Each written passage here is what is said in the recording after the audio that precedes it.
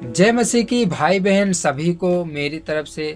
तो भाई बहन, आज के इस वीडियो में हम बात करने वाले हैं कि परमेश्वर ने कितने चरणों में कार्य किया है और कैसे कार्य किया है। तो भाई बहन, मैं आपको बता रहा हूँ कि परमेश्वर ने 3 चरणों में कार्य किया है। जो पहला चरण है व्यवस्था का युग, यानी यहोवा परमेश्वर ने पहला चरण में व्यवस्था लागू किए थे। और जो दूसरा चरण है भाई बहन, तो वो है अनुग्रह का युग, जो यीशु मसीह ने पाप क्षमा किए थे। और जो तीसरा चरण है भाई बहन, राज का युग, यानी अंतिम न्याय।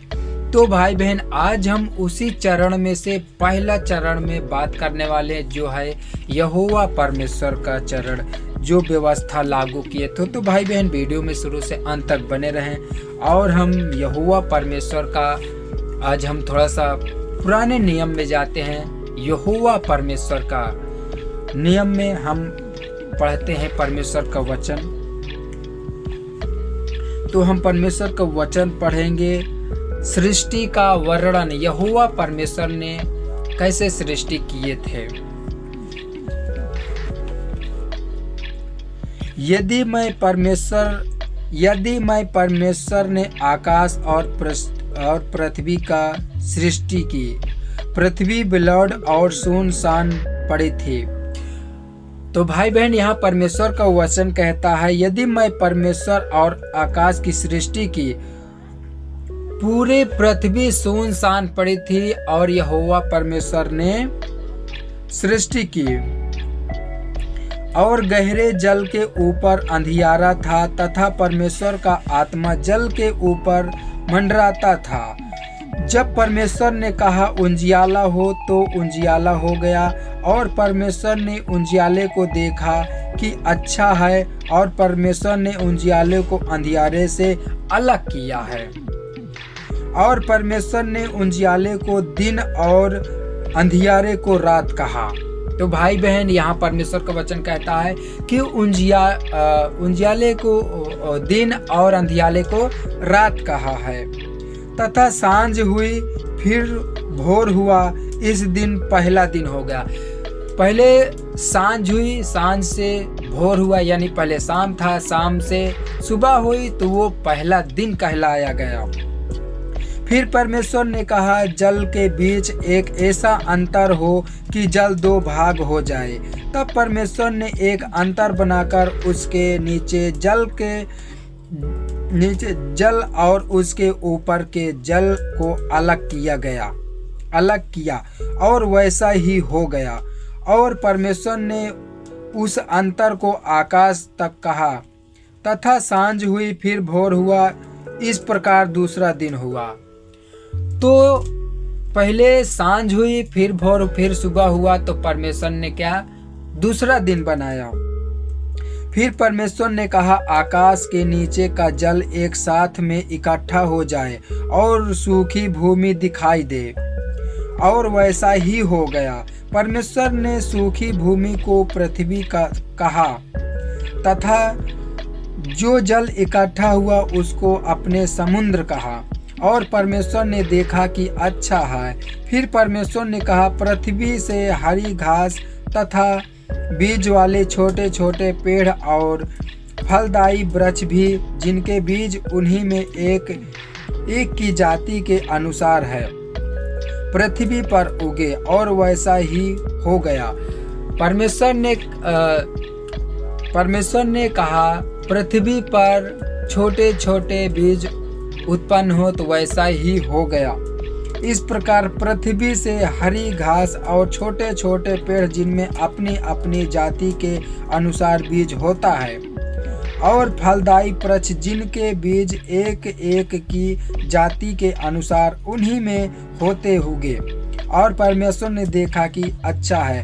तथा सांझ हुई, फिर भोर हुआ। इस प्रकार तीसरा दिन हुआ। सांझ से भोर हुआ, सुबह हुआ, तो परमेश्वर ने तीसरा दिन बनाया। फिर परमेश्वर ने कहा, दिन को रात से अलग करने के लिए आकाश के अंतर में ज्योति हो।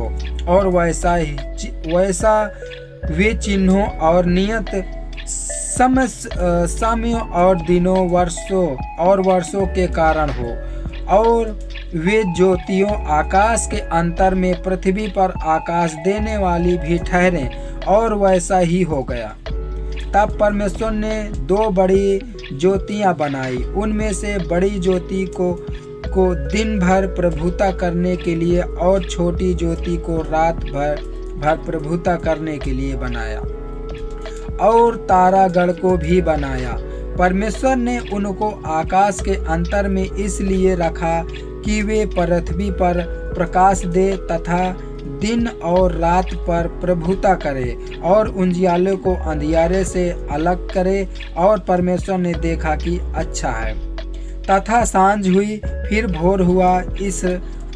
इस प्रकार चौथा दिन हो गया। फिर परमेश्वर ने कहा, जल जीवित प्राणियों से बहुत ही भर जाए, और पक्षी पृथ्वी के ऊपर आकाश के अंतर में उड़े। इसलिए परमेश्वर ने जाति जाति के बड़े बड़े जल जंतुओं की और उन सब जीवित प्राणियों की भी सृष्टि की जो चलने फिरते हैं, जिनसे जल बहुत ही भर गया। परमेश्वर ने जीव जंतु पक्षी की सृष्टि की।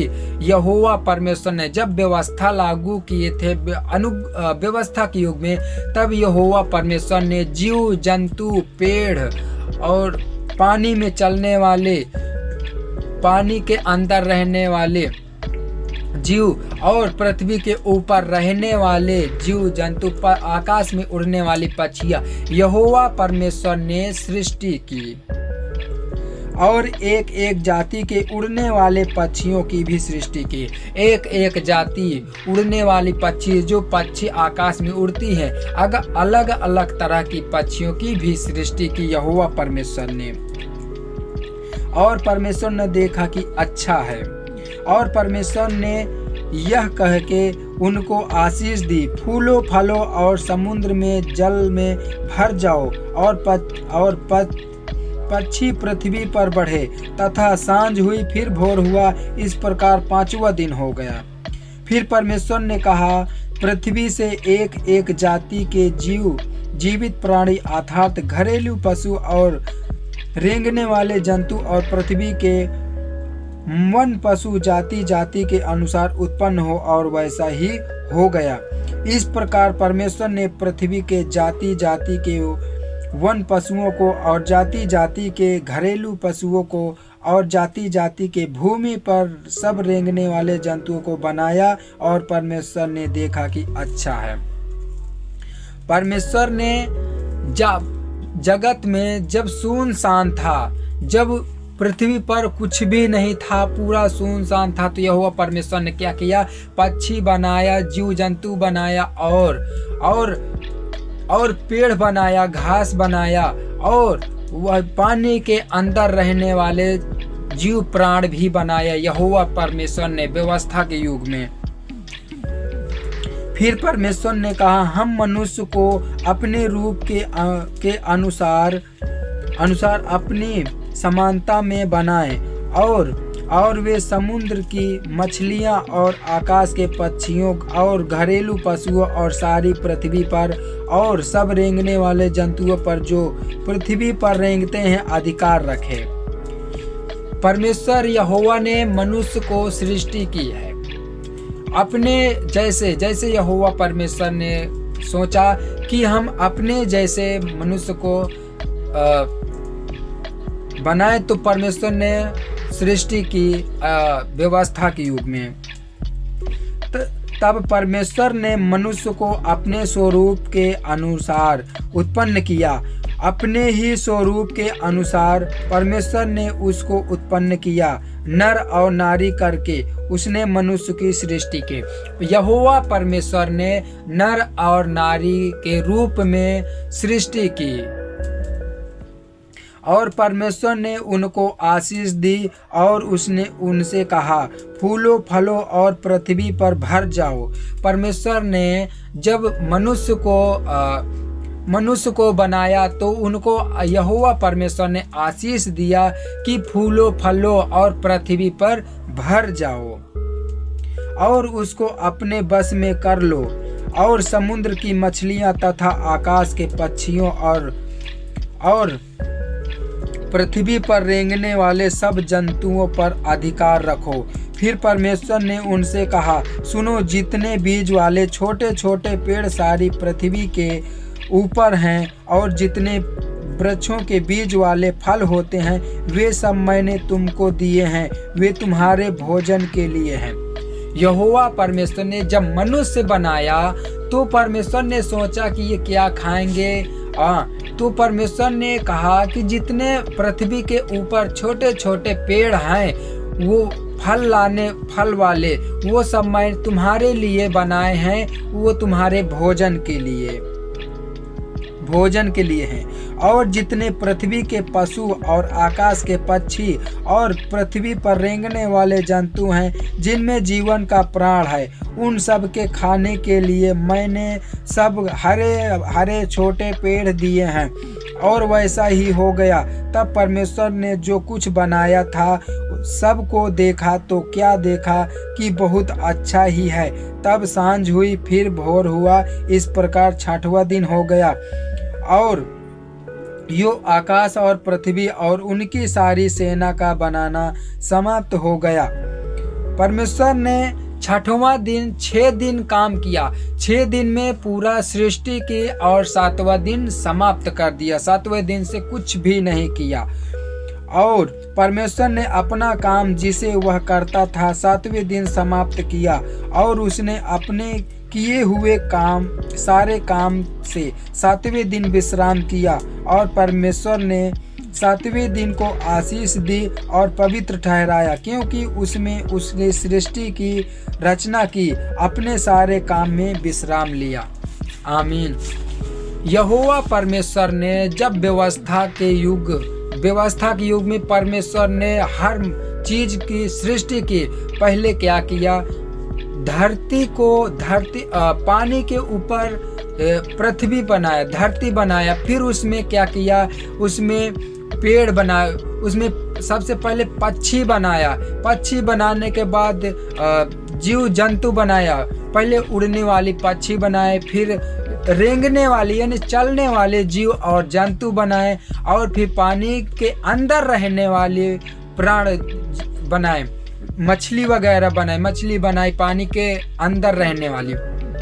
फिर उसके बाद मनुष्य बनाया। जब मनुष्य अपने जैसे बनाया तो उसमें क्या किया? खाने के लिए क्या किया कि छोटे छोटे पेड़ जैसे उनमें फलते हैं, वैसे ही खाने के लिए मनुष्य को बनाया। और जंतुओं के लिए हरी हरी घासें बनाई है खाने के लिए। अब 6 दिन में यहोवा परमेश्वर ने 6 दिन अपना कार्य किया है। 6 दिन में अपनी सृष्टि के, और 7वें दिन काम नहीं किया है। 7वें दिन परमेश्वर ने विश्राम दिन ठहराया है। और उसी दिन पवित्र यहोवा परमेश्वर ने 7वां दिन पवित्र ठहराया, पवित्र दिन, उसमें 7वें दिन विश्राम किया है।